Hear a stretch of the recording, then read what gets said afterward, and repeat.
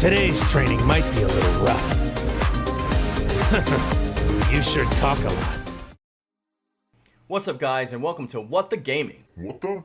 Today's episode, we're actually going to talk about Tekken Tag 3 and its potential, or non-potential as we should say, thanks to recent messages and interviews given by Katsuhiro Harada, who is the esports director of Bandai Namco, but has worked closely on Tekkens in the past, especially as a executive producer. So in this episode, we're just going to jump right in, and those in my audience that are visually impaired, I'm going to read this article by IGN out to you aloud, so you can just follow along on the screen. And thank you for waiting, and we'll just jump right into it as it is now.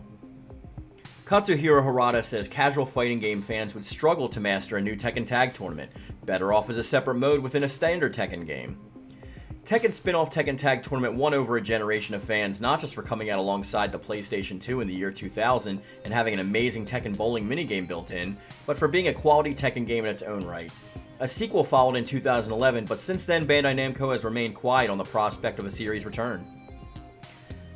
But is now the time? Given tag games are back in droves, it seems, with games like Marvel Tokon Fighting Souls, Invincible Versus, and 2XKO in the works, for Tekken Tag Tournament to finally return. We asked Kohei Ikeda, game director of Tekken 8, Katsuhiro Harada, Tekken project director, and Michael Murray, Tekken 8 producer, exactly that. Harada's response makes for an interesting reading and for fighting game fans. He said essentially that a new Tekken Tag Tournament would be too much for casual fighting game fans to contend with because it would force players to learn multiple complex characters and how they work together. Also, it's far more likely for Tekken Tag Tournament to pop up as a separate mode within a standard Tekken game, should Bandai Namco ever decide to return to it. Back in '99, when I made the original Tekken tournament, each character had so many moves in a 3-day fighter, right? Compared to these other games that there's so much to learn for just one character, Harada began. And then to pair that with 2, even though back in Tag 1, a lot of the characters were called compatible, you'd have versions that look different, but they share a similar type of move list. Whereas in Tekken series progressed, the characters became more unique in their movesets, etc. So it's even more involved to try and learn and master a character, and then another one on top of that, and then when you throw in the combination of the 2 of your opponent's characters, there's just too much knowledge that's necessary to enjoy the game. So the hardcore, they ate it up, for example, in Tag 2, but your average player, it was very hard to gain more than the casual audience. I guess you can say, so if we were here to do it again rather than later, we'd have a standalone game. It would probably be better to have it in some kind of separate mode within a normal Tekken franchise, right? Michael Murray, Tekken 8 producer, chimed in to agree with Harada's point about fighters being harder to learn. Nakatsu and myself will probably grew up in the arcades playing while he was making Tag 1, so we really did enjoy the game, he said.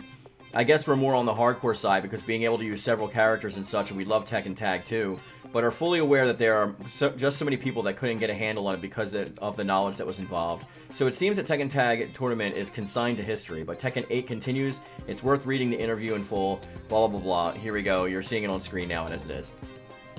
Okay, I have a few things that I want to just get off the jump first. Tekken Tag Tournament games usually follow as a culmination to a trilogy. At least that's what happened in the past with the past 2 Tekken Tag games. We had Tekken 1, 2, and 3, and then we had Tekken Tag. We had Tekken 4, 5, and 6, and then we had Tekken Tag Tournament 2. And then we had Tekken 7 and 8, so if it was following patterns, we would have a Tekken 9 and then a Tekken Tag 3 as it stands anyway. But aside from that, I think there's a lot of, BS that's involved in this interview. And, I mean, it's not beyond, Harada. He says some insightful things sometimes, but there are some times he just goes off the cuff with some of the worst takes known to man. And this one is no exception. So, what I want to talk about is that claim that the casual fan base couldn't really get into Tekken Tag 1 and 2. I would argue that more of the casual fan base enjoyed Tekken Tag 1 and 2 than the competitive scene did. I mean, for example, when Tekken Tag 1 came out, there wasn't really much of a competitive scene.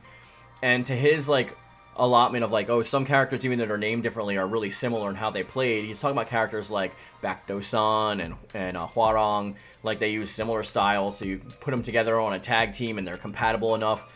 But I think this BS about, people just can't learn 2 characters and then they can't learn their opponent's characters too is a load of crap.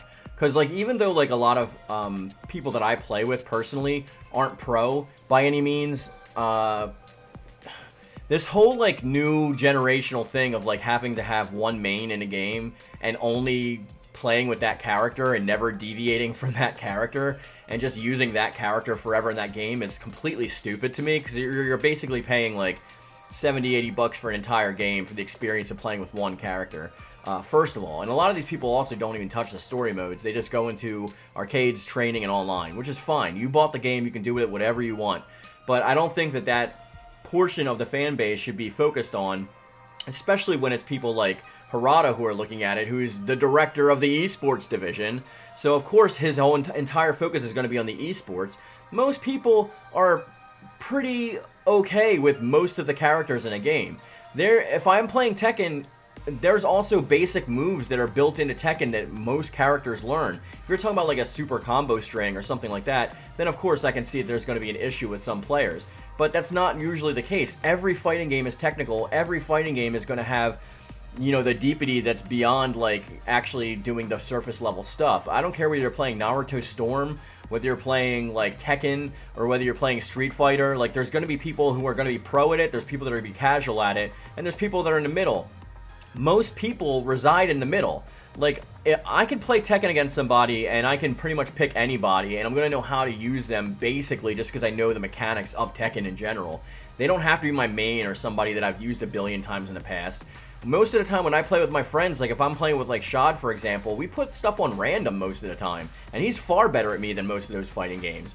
But I mean, he is a game developer, but when it goes to show, like, I have fun playing these games with everybody, and like, if you can call me a casual, whatever you want with that, but I just don't agree with that statement, because I've played with other people who are like really good with certain characters, and then they're also okay with other characters, and that's totally fine. I hate this new generational thing, like I said, of people just having one character that they main the entire time. I think that's stupid.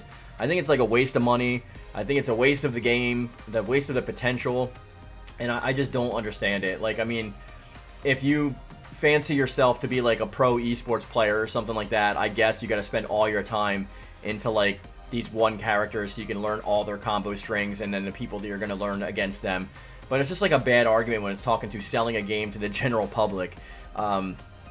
So many people that I know are Tekken fans and aren't fighting game fans or aficionados at that point. They play the games, they enjoy the games. Some people only play Tekken for the story. As crazy as that sounds, because the story's not great, but I mean, like, there's people out there like that.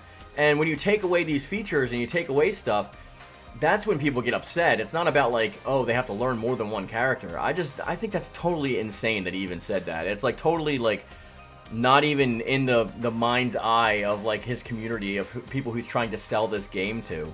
Because let's face it, I mean, like, if you're going to pick up a fighting game, you just do it because you like fighting games. Not everybody's trying to win online tournaments. I prefer actually to not play with people who their sole concern is esports or winning tournaments, because they're not fun to play against. They have like very rigid play styles that aren't very adaptive in general, and they have their like combo string set, and it might be a perfect string combo that might kill you if it hits you like the first time.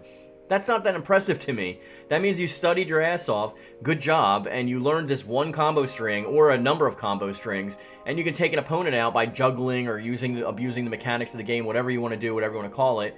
And it can be a skill issue on the other person's part, but playing these games in general is supposed to be fun. Like, I mean, like, no, I'm not getting paid to play Tekken, so why the heck do I care if like somebody I'm playing against is a professional or not? There's characters I like in Tekken that I suck with, that I've sucked with probably since Tekken 2 or even Tekken 1, but I still try to learn those characters somewhat just so I can like play with them and have fun.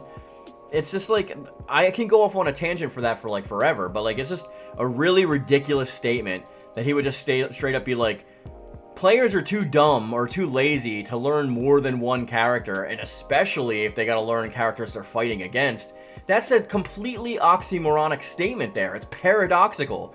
If you're saying that people can't learn one character, but they also can't learn their adversaries, that means that you're saying that everybody knows every character in the game already off the bat. So it doesn't make any sense. It's like a paradoxical statement. They would be like, okay, if they know this one character, then they'd only be able to play against that same character. Because in order for them to know the movesets and how to evade or get around like certain techniques from the other characters, they'd have to know those characters too. So this wouldn't even matter in a tag match. It would matter in a regular fighting game as well. So why do you put so many characters in Tekken Tag 3? Or why do you put so many characters in Tekken 8? Like, people aren't gonna have one, so why don't we just have an entire game where it's only, like, Jin, Kazuya, Heihachi, and freaking, I don't know, Lars or Reina, because that's what we know that Harada wants. I mean, it is the Mishima show, after all. You can't have, like, any shining on any new characters whatsoever in that franchise anyway. It just always comes back to, like, the Devil Gene and, like, father and son, or grandfather and son, or whatever stays in that Mishima family. Mom coming back, you know, the long-lost daughter. Oh no, Lars is half Mishima. It's always just the Mishima Zaibatsu show. That's all it is. Even when you get the fun characters like Li Chaolan, it's like, oh, he's the adopted son of Heihachi. So it's like, it's all just within that same realm. And I'm not knocking that. I've played Tekken since Tekken 1. I love Tekken. But my fault here is not with Tekken, it's with Harada himself in these, like, asinine statements. Like, even if we're expecting another Tekken game, like I said before, as it follows, we'd be getting Tekken 9 first before we'd be getting a Tekken Tag 3. And I think that most people are in line with that. And it's kind of like talking about it now, or even answering a question. And I don't know where IGN got this from. It was probably like somebody just asked him a question at some convention or something, and he just like talked about it. I don't know. But like, it just seems so out of touch and off base that it like caught me off guard as soon as I read that statement in the article. Because like, in actuality, the only reason that you would put a Tekken Tag 3 out is because people want Tekken Tag 3. It doesn't matter if you think it's too hard for them to master 2 characters or not. If they want the game, you give them the game. You get the investors to fund the game. They buy the game. You get your money back. You make the next game that you want, that they want. That's all there is to it. Like, there's no need for all this like fake pseudo-intellectualism when you're like, oh, we're diving deep into the psyche and the zeitgeist of the modern fan-based player. It's like, that's not what happens at all. It's not what it is. Some of these tag games that are coming out now are 4v4. And he's thinking that people are too dumb to get 2v2. I just don't understand it. Like, Dead or Alive has had tag in their games for a long time. Like, it's never stopped the Dead or Alive community from learning new characters or whatever. And I mean, he said that, like, in Tekken Tag, they were basic, and now they've become so complex that, like, people can't learn all of the complexities. You don't need to learn all the complexities. You really don't need to know any of the complexities. You can pick up any character in any of these fighting games and be decent enough with them if you know the game's mechanics. That's the only character you need to care about, the game itself. Like, if you know what a grab is, what a parry is, what a block is, what backstep, what sidestep, what forward, what cancels, what goes into blocks, what goes into stances, how to jump attack, how to, like, evade.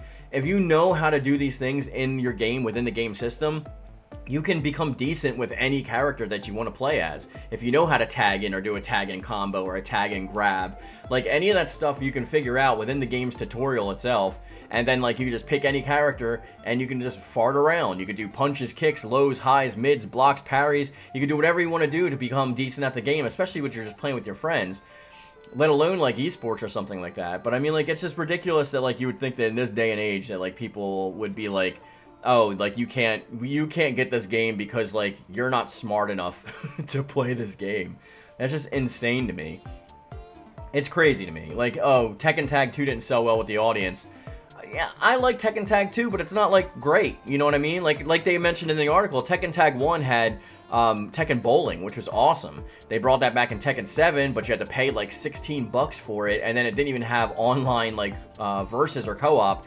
It only had couch co-op, which is, like, insane and to be released in that state. But anyway, I don't know. Like, yeah, I don't trust you to put Tekken Tag back in your game when you can't even get Tekken Force back in your game. We've had Tekken Force since Tekken 3 was the first time we got it. I say arguably it was the best in Tekken 6, but it was good and serviceable in Tekken 5 also.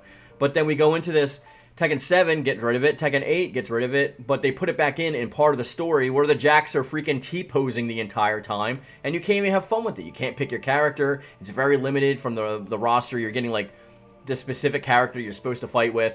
I don't know. I'm still mad that Tekken Force hasn't made an official comeback or something. Like, just give us a separate game then. Give us, like, a Tekken Musu game and get, like, Koei Tecmo to, like, work on it then. Or, like, Team Ninja or somebody. Like, I'd be fine with that. Just, like, give us the IP with the characters with that playstyle then, because I'm tired of them not, you know, like, thinking that they know what's going on with the player base. I don't know, man. It's like when Harada does these, like, Q&As on, like, X or whatever, he's like arguing 90% of the time anyway. So, and people ask stupid questions, and of course the ones that ask smart questions, Harada doesn't really respond to. And then somebody will say something stupid like, how come you don't have any old ladies in your game? And then I'll go off on a tangent like about that for like 4 tweets of paragraphs that nobody cares about. But then when it actually comes to like having content in the game, like, you know, it's whatever, who cares? I'm getting too riled up to be worrying about this. I'm a grown adult, who cares? I'm gonna play the games to have fun. I don't need to be the best in the world anymore. I'm 42. I don't need to be like focusing on learning or mastering every character in the game anymore. If I just want to play me some Tekken and once in a while play Tekken with my friends, that's enough for me to buy your game. So you should sell me your damn game and you should shut up. That's the end of it. Anyway, that was this weekend's What the Gaming, and thank you for joining me. Sorry I got a little riled up out there. Harada tends to do that to me sometimes. Harada and Ed Boon, like, sometimes they just say the most off-the-cuff stuff. But anyway, thank you for watching. If you enjoyed it, do all that fancy, fun YouTube stuff. I hope to see you on the next one. And as I always say, guys, I'll catch you later. Peace. Ivy Valentine subscribes to Mark Yoon. So should you. Enjoy your treat! Sorry, but I gotta go.